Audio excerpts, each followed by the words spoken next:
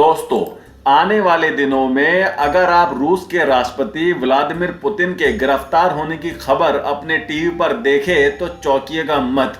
जी हां, ऐसा हो सकता है और वो कैसे, आपको बताता हूं। आपको याद होगा 24 फरवरी 2022 का दिन, जब रूस ने यूक्रेन पर चढ़ाई कर दी थी और दोनों देशों के बीच युद्ध शुरू हो गया था।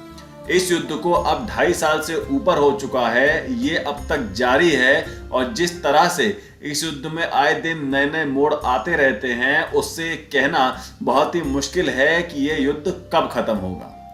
अगर मैं आपसे पूछूं कि ये युद्ध कैसे खत्म हो सकता है, तो आप में से काफी लोग यही कहेंगे कि पश्चिमी देशों के सपोर्ट के कारण रूस का कीव पर कब्जा करना और उसी तरह यूक्रेन का मॉस्को पर कब्जा करना नामुमकिन है।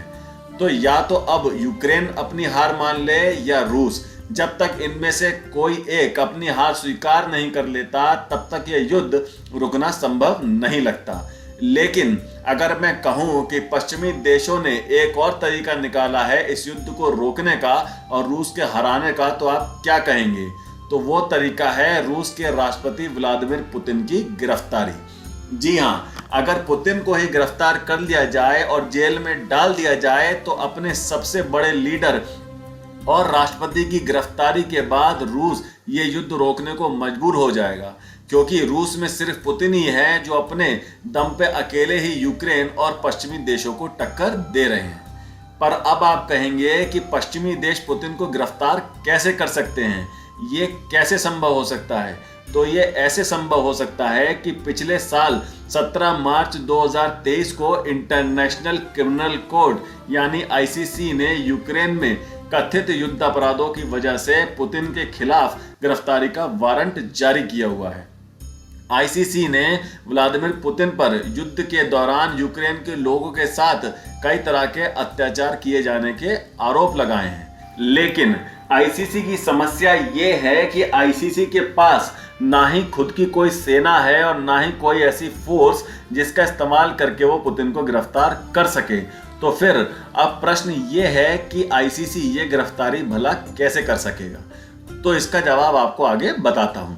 दुनिया में कुल मिला के ऐसे 124 देश हैं जो आईसीसी के हस्ताक्षरकर्ता देश हैं, यानी ये देश आईसीसी के दिए हुए निर्देशों को पालन करने को सहमत हैं और आईसीसी के निर्देशों का पालन करने के लिए ये देश अपने देश की सेना, अपने देश की पुलिस या किसी अन्य तरह की फोर्स का इस्तेमाल कर सकते हैं। तो इस तरह से आईसीसी के पास इनडायरेक्ट रूप से 124 देशों की फोर्सेस है अपने निर्देशों का पालन करवाने के लिए।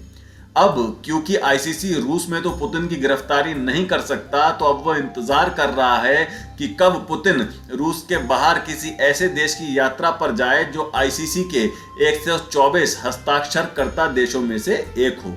और पिछले साल आईसीसी को ये मौका मिलने वाला था जब पुतिन ने अपनी दक्षिण अफ्रीका की यात्रा अनाउंस की थी, लेकिन अपनी गिरफ्तारी के डर से या यूं कहें कि अपनी गिरफ्तारी से बचने के लिए पुतिन ने अपनी ये यात्रा बाद में कैंसिल कर दी थी और आईसीसी खाली हाथ मलता रह गया था।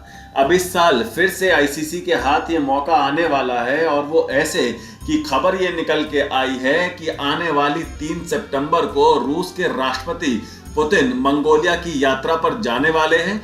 और क्योंकि मंगोलिया आईसीसी के हस्ताक्षरकर्ता देशों में से एक है, तो यूक्रेन ने मंगोलिया से कहा है कि मंगोलिया सरकार जानती है कि व्लादिमीर पुतिन एक युद्ध अपराधी हैं। ऐसे में हम उम्मीद करते हैं कि मंगोलिया सरकार उनको गिरफ्तार जरूर करेगी। जब रूसी राष्ट्रपति कार्यालय क्रेमलिन से इस बारे में पूछा गया, तो वहां के अधिकारियों ने कहा कि हमें इस बारे में चिंता करने की कोई जरूरत नहीं है, क्योंकि पुतिन की यात्रा मंगोलिया के राष्ट्रपति उखना खुरेलसुख के निमंत्रण पर ही हो रही है और मंगोलिया के साथ इस संबंध पर चर्चा हो चुकी है।